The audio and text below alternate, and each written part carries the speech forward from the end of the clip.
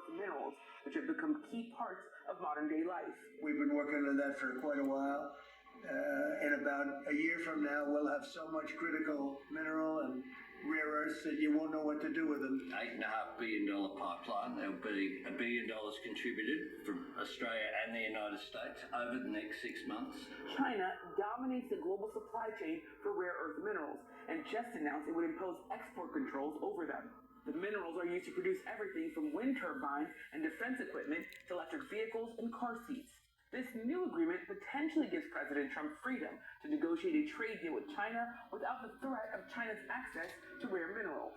And I think that China will come to the table and make a very fair deal, because if they don't, they're going to be paying us 157% in tariffs. Meanwhile, on the domestic front, President Trump facing widespread backlash to his actions and policies. This weekend, millions of people took to the streets as part of the No Kings protest, rallying against the Trump administration.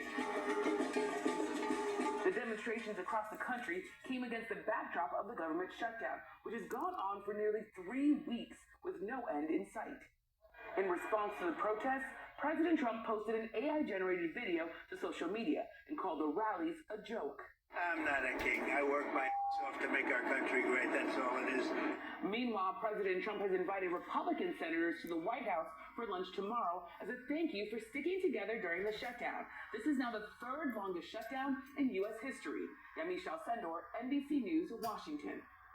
A federal court ruled that President Trump can deploy Oregon National Guard troops to Portland.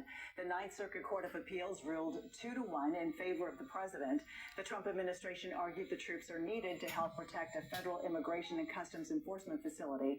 A small group of demonstrators has been gathering outside that building for months, leading to occasional clashes with federal agents.